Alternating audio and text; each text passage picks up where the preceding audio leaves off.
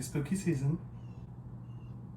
Hello everyone, and happy National Coming Out Day. It is October 11th, and this is so exciting because I've never done something like this before where I've been able to share my coming out story online across any platform. I don't really talk about it. I mean, I would love for us as society to get to a point where we don't need to come out anymore and share coming out experiences, but we're not there yet.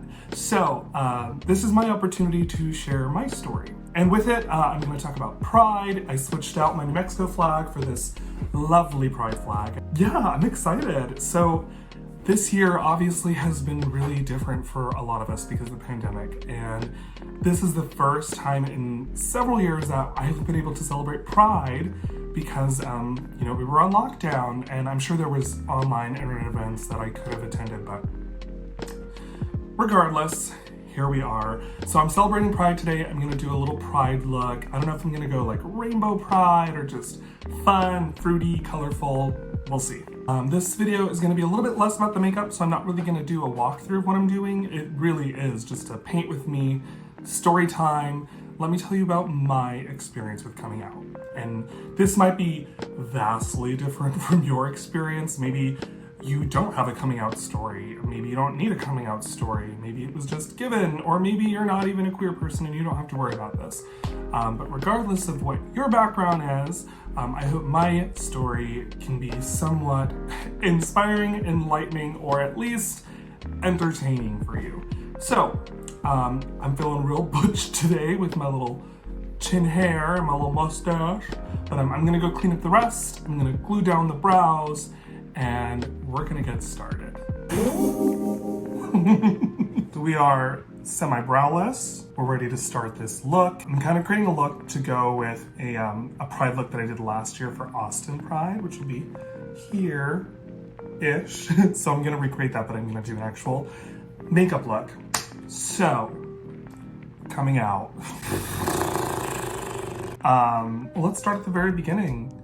I realized that I was different at a very young age. I must have been as a little boy, I recognized when people are like, oh, look at the cute little girl, look at the cute little boy. I understood the basics of attractive attributes. But when I was in 5th grade, that's when kids started I know, believe it or not, that's when kids were like, I have a boyfriend, I have a girl. The hat has to go, I'm sorry. I have a boyfriend, I have a girlfriend.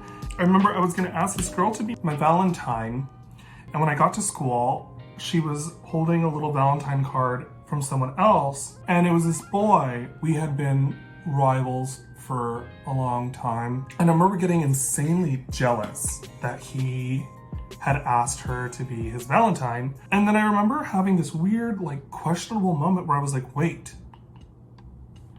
am I jealous of him because he asked her to be his Valentine first, or am I jealous of her for him asking her to be his Valentine? So I was confused. So that's the first time I started to notice that I was different. And then in middle school, I started becoming aware of my attraction. I have learned about sex very, very young. I rode the bad bus with the kids who their parents didn't care what they were doing because they were probably latchkey kids, so they could go home and put on whatever on TV, and they were learning about sex. So in middle school, 6th grade, I started realizing, uh-oh, this is not good. I remember someone on the bus in elementary school had asked me, are you Gap? And I'm like the clothing store Gap? I don't understand. They said it means to be Gap is to be happy and to be proud. And I was like, of course I'm Gap.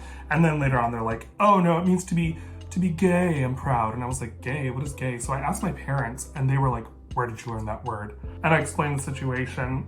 So that's how they found out I was getting bullied. Which as an elementary schooler, I didn't have any affectations in my voice that would give away he's a homo or anything. But anyway, so middle school, started to realize something was wrong, kind of ignored it and pushed it off until high school, where then I was kind of uh-oh, I think you definitely are attracted to men. I don't know about women, you're definitely attracted to men. So I kind of kept that. It was like an internal battle because I grew up very, very Catholic. And at the time, when you're a teenager in the Catholic religion, you go through confirmation where you kind of accept the religion for yourself. So, you know, I was going through all these pillars of traditional Catholicism, and I was just having a really hard time, which I think a lot of people can relate to, especially people who come from religious backgrounds. So, you know, I had a hard time. It was my junior year of high school. I befriended this girl, and we became really fast friends. And our senior year, we kind of did everything together. We went to all the football games together. Well, we were in marching band together. And we would hang out after our Monday night rehearsals. And we were seniors, so our parents didn't care that we got home right away. We would just talk, and we would, like, you know, shoot the shit and all the good stuff. Well, then one day, she says, I have 3 secrets about myself that I only tell my best friends. So I was like, ooh, I'm gonna find out some tea.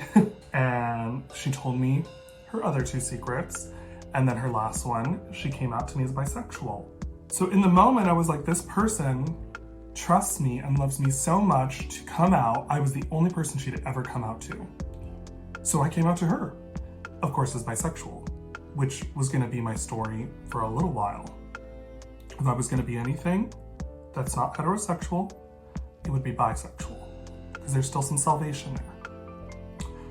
So, one of our really good friends, she was a year older than us, so she had already graduated, but she came back home from college for like a spring break or something, and we were like, girl, we have to tell you something. And she was like, are you guys dating? And we laughed. We were like, no, we're bisexual. And she was like, well, thank you guys so much for coming out to me and feeling comfortable, and very, very supportive. It would be a year and a half before I came out to anyone else. So fast forward, my whole goal as a closeted gay person was I would come out when I left home. Like, not just moved out of my parents' house, but like moved away. When my plans for college had changed, and it turned out that I was gonna be going to the university in my hometown, I just kind of resigned myself to, I'm just not coming out for at least another 4 years until I can move away. You know, things change. I met a girl in college, my first day of a theater class. She was later to become like my best friend. We grew very, very close very fast. We got cast in the same production, like first thing. We had the same acting classes. We'd spend all of our time together. And I'm still close with her to this day. She actually lives out here in Austin now. And so I felt very comfortable with her, so I came out to her. And she was the first person that I came out to as just straight up gay. And then it was gonna be about a year until I came out to anyone else. You can see a pattern here. There's a long process with coming out. So now we're in my sophomore year of college. This friend that I'd met in college, her cousin started going to our school, and the 3 of us were a trio ever since. And she was the next person I came out to as gay, and she laughed. She's the one who helped me get in drags for the first time. So she really opened the door to drag to make up to all of it for me. Like, God bless you, Mary Beth. So they really encouraged me to be myself. At this point, I was 19 years old, and I hadn't experienced it with makeup and being gay and all that stuff. I just come out to them. Well, I was getting really jealous that all of my friends and my gay friends, my straight friends, everyone's dating, everyone's, going through these walks of life, and I'm out to 4 people. So screw it. I download Tinder, and I put my preference for boys and girls. This boy from the music department messages me, and we go on probably the worst date of my life. So then another friend of mine who was openly gay found me on Tinder and said, hey, is this true? Are you interested in men? And I was kind of confronted with this, do I tell the truth? Do I make up some lie about how I accidentally changed my settings? I say, I don't know, but I want to find out. So then he tells me that he had this crush on me, and we go to a party and we make out, and then I come out to everyone, all of the rest of the department, my friends. We walk out of the room holding hands, and it's this big So this boy that we thought was gay is gay now. While all of this is happening in my family life, I'm still very deeply closeted. But then tragedy struck my family, and I have a younger cousin who's 13. She passed away from health complications. There was a lot of emotions at home with my family, and I was so vulnerable because I was so sad because I didn't understand why my cousin was taken so early in her life. And I'm also going through this extreme thing of coming out. So I go to my mom's room because I'm still living at home, and I just start crying. And it's a mixture of confusion and sadness and mourning. And my mom hugs me and she holds me and she's like, "What's wrong?" She thinks it's, of course, just about the death of my cousin. But to me, in the moment, I kind of felt this overwhelming sense of love and hope. And I saw my family come together in a way that I've never seen them come together before. And so I felt safe to come out. So I told my mom, I said, "Please don't be mad at me. Please don't be upset at me." And she's like, "What? What happened? What'd you do?" And I said, "Mom, I'm gay." And I just started sobbing uncontrollably. And she held me so tight. And I cried for what felt like hours, but it was probably like 5 minutes. And she said, "Mijo, I love you so much. You're the same person you were before you told me. And I loved that person. I love this person." And it was very not the expectation I had, because again, I was very Catholic. I grew up incredibly Catholic. So I thought it was all gonna be, it was all gonna be fine. Well, so that boy who was a friend of mine who had told me they had a crush on me or whatever, eventually was like, "Oh, you know what? This isn't gonna work. This is a lot of pressure. I don't want to be your first anything." And I understand, especially because we were in the same department, and he was like, interdepartmental dating is risky and blah, blah, blah. I mean, fast forward, we date a year later, and then realize that we're just better off as friends. And we're still friends to this day. He actually lives here in Austin, and we hang out. So we're all still in the same friend group. But anyway, so because of that, I finally was like, okay, well, I guess I could date. And I was still on Tinder, but I wasn't really, this was early Tinder days. Tinder had just come out. And I really wasn't getting the responses that I was looking for or wanting, especially because I wasn't ready to go on Grindr. I wasn't ready to do sex. I wasn't ready to do any of that. I was just kind of blowing it off. And one day, one of my friends was having his 20th birthday party. Ugh. So I go with my little gang of friends, and we're all dancing and having a good time. We used to throw some pretty good parties. There was this boy there who I could tell was, he was gay and he was probably out. I'm making eyes at him, he's making eyes at me. And my girlfriends were like, "Go talk to him." And I was like, "I don't know how to do this. I'm not used to flirting or anything because I've been in the closet for so long. I've never had to do it. And I'm not outside of Tinder or anything." So they encouraged me, and they went and they talked to him. They're like, "Hey, my friend over there is interested. Are you interested?" And he was like, "Yeah." So the two of us introduced ourselves, and we went outside for a little walk, and we were talking, and he had told me something about his birthday coming up. And, I thought I was a little player. And so I was like, "Oh, can I give you an early birthday present?" And he was like, "Okay." So then I kissed him, and then we made out. And then we went on a couple of dates, and then he was my boyfriend for a few months, and he was my first boyfriend, and it was awesome. He was the perfect first boyfriend. He was so understanding. Even though he had been out for years and he had dated other guys, he was willing to go my pace for everything, which I really appreciated. Here's where the story gets a little downer. There was a lot of other stuff happening in my family too after my cousin had passed away. That I can't really get into because they're not my stories to tell. But I did tell my mom, because I had such a great response with her when I came out. I was like, "Hey, I want you to hear it from me before you hear it from anyone else, but I'm seeing someone." I did not get the reaction I was hoping for. And my mom apologized to me later that day, but she just kind of had this confused, "What?" I know you came out to me. It was just a lot. I just come out a month before. I'm a forgiving person. I can't judge anyone. And you know, there's this whole voice in my head, this very like almost toxic, like, oh, your mom doesn't accept you? Bye. Pack your bags, get out of here. And there's another part of me that's like, no, she just doesn't understand yet. And just to like fast forward, my mom and I would spend the next 5 years not talking about my sexuality. In that time, I had 3 more boyfriends. One of them was a long-term boyfriend. I dated him for 3 years. We lived together, and we never talked about it. I think she knew I'd bring him around, but I was never, I never expressed any PDA in front of her with him. So I'm sure she knew, we just didn't talk about it. It's actually not until recently this year that my mom has opened up and talked about my sexuality with me. And we've been able to talk about my boyfriend.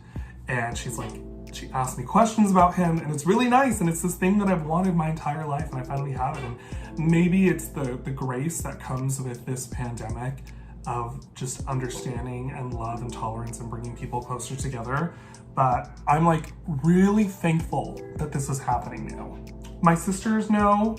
I came out to my older sister the day after I came out to my mom, and she's been such an awesome pillar of love and acceptance. My little sister, I don't talk about it not because she's homophobic. My little sister is actually like a little woke warrior. I love her. She's gonna change the world. But my mom's side of the family is super, super accepting.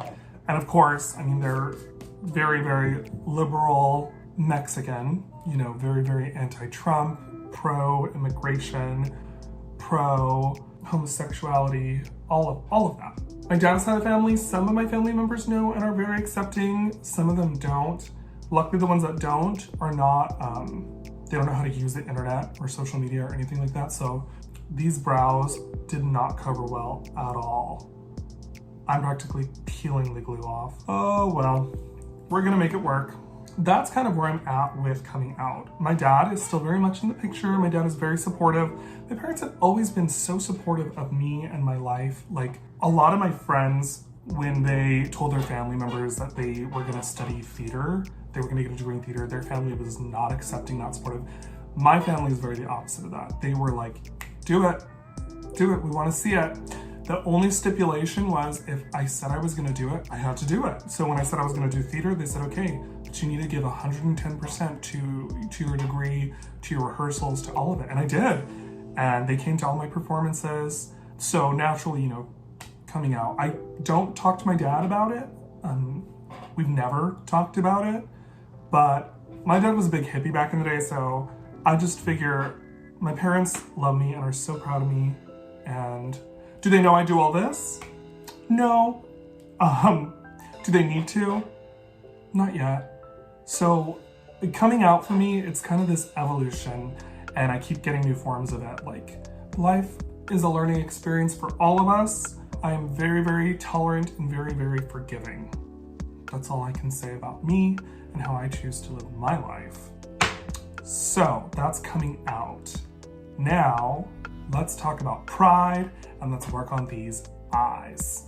Okay, I was able to salvage the ends of the brows, but I did take off the fronts, so we'll make it work. We usually do.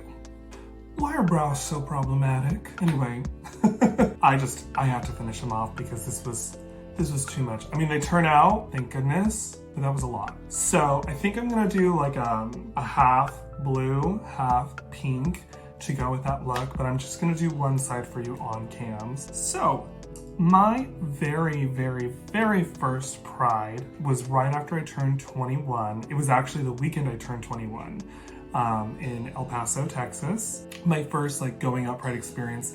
My 21st birthday, went out to all the gay bars in El Paso, had the actual time of my life. And then the next night went back out to El Paso for the big Pride event. I think Adore was performing that year. I had already seen Adore before I was 21. I went to the Battle of the Seasons tour. I got to see Adore and Fifi O'Hara, Ginger Minge, Courtney Act, who else? Violet Chachki. She had just won the year before. And I went in an Adore parody. I call it that because I did not know what I was doing yet with makeup. And I remember I looked out, it was the curtain call. All the queens were walking around, they turned the lights up in the house, and I'm waving like crazy when Adore comes out. And she stops and she looks at me and she says, "Are you me?" And I said, "Yes, I love you." And she said, "I love you." Oh my God. It was like I had met one of my heroes in the drag world, and she noticed me and she called me out, and I felt so special. So thank you, Adore. So that was about 2 months before my first Pride. So then I went to Pride, and this was June of 2016. A few days later, like literally a week later, the Pulse shooting happened. And even though I am hundreds and hundreds and hundreds of miles away from where this horrible, horrible thing happened, the LGBT community was shaken by what had happened. It was horrible. And I remember it was kind of like this standstill, like, do we go back to bars? Do we go back to celebrating? Because this happened at a safe place for people like me, for us.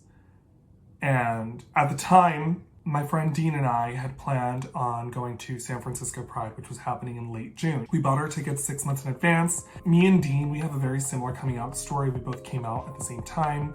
We both have had very similar experiences.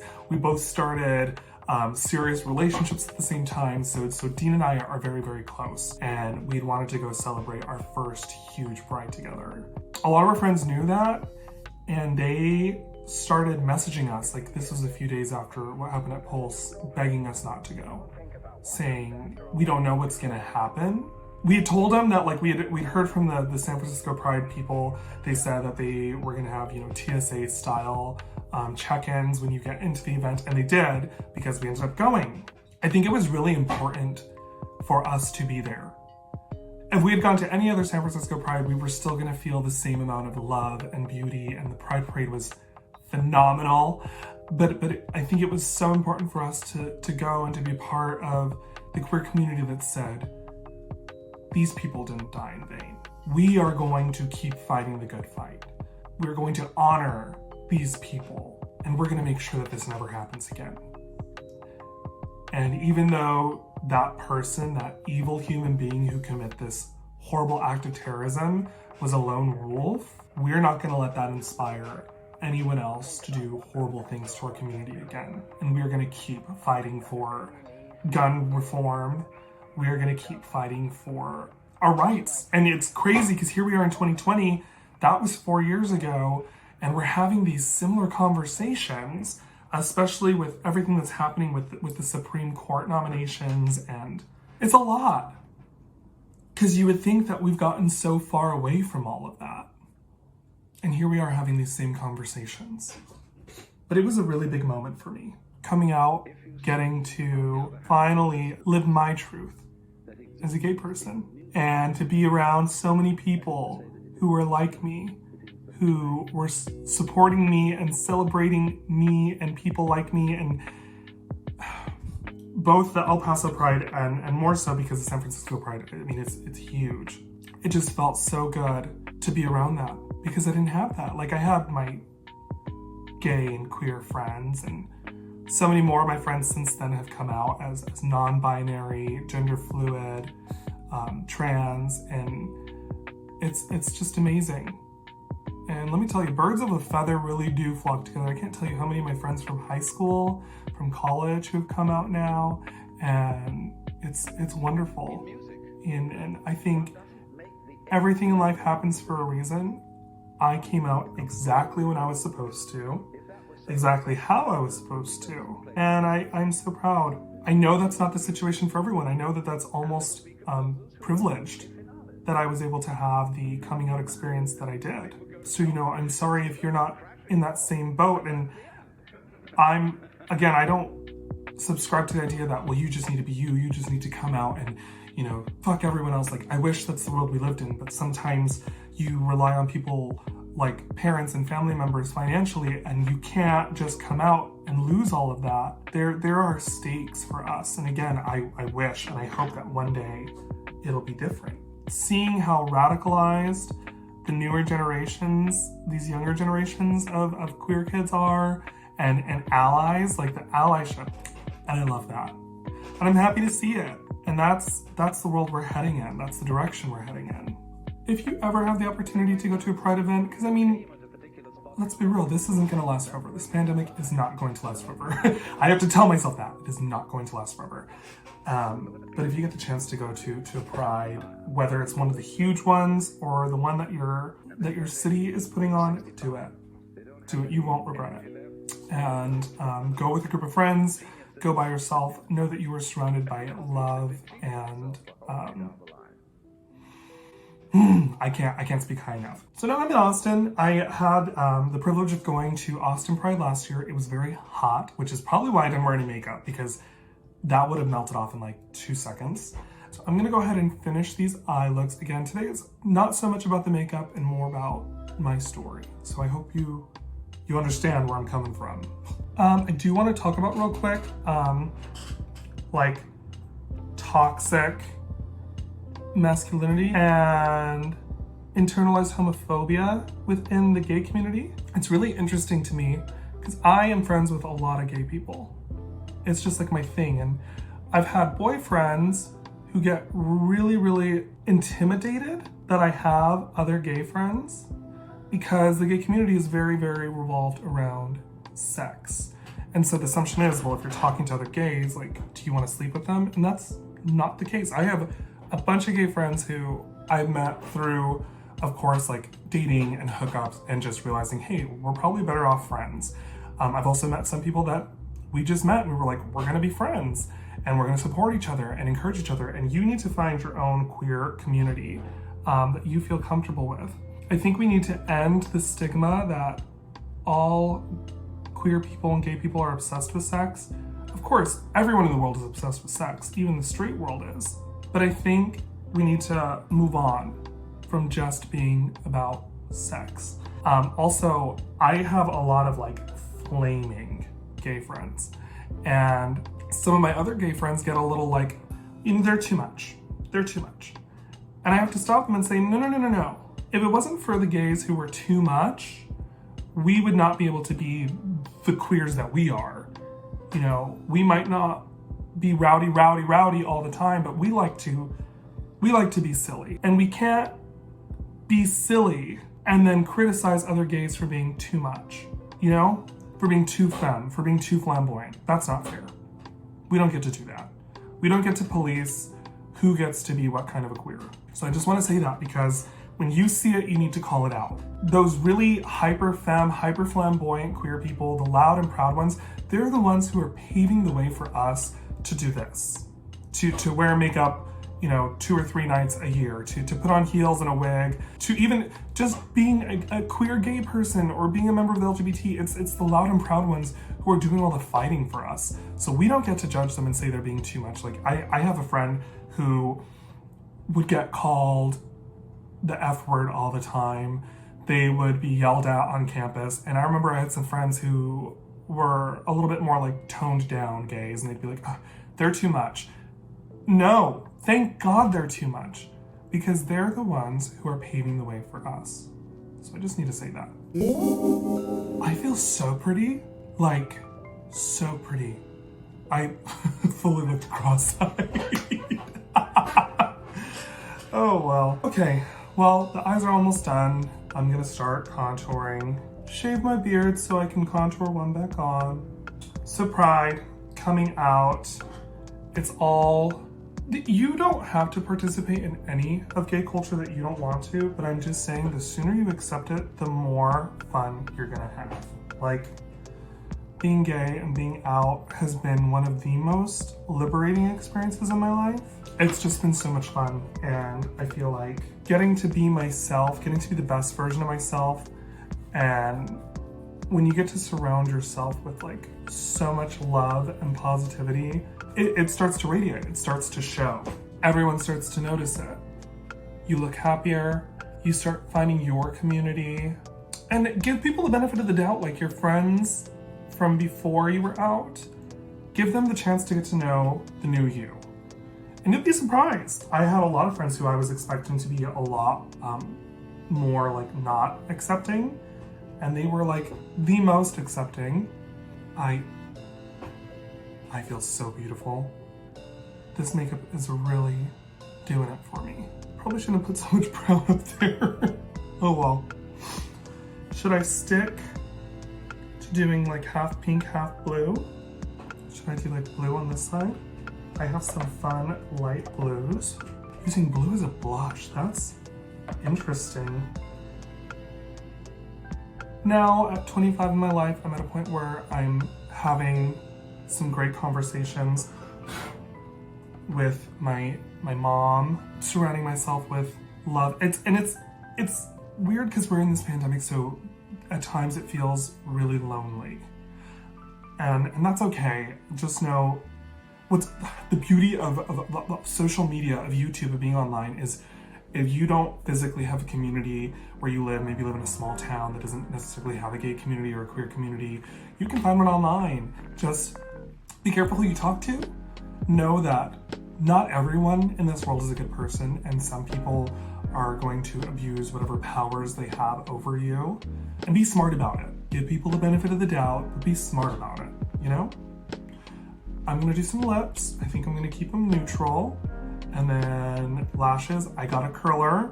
So you better believe I'm gonna curl those lashes, and I'll come back with the finished look.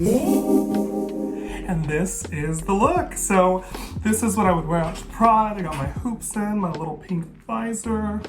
Again, it's celebrating some of my favorite things about getting to be a queer person and getting to be out, getting to do these colorful looks, getting to play with my masculinity, my femininity, and everything in between. I love it, and I am so proud of the person that I am because I came out. So happy National Coming Out Day.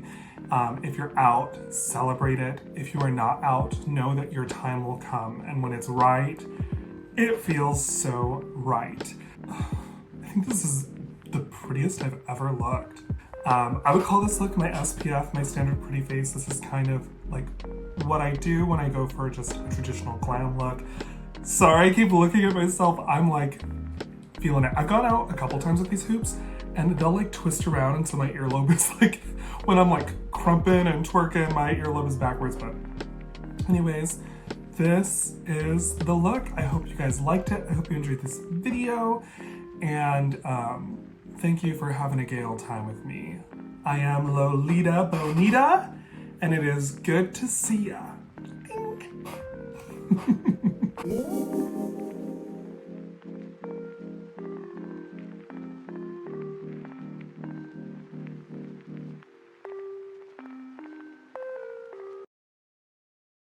Out. Ooh, I have some smaller hoops. I love that face, though.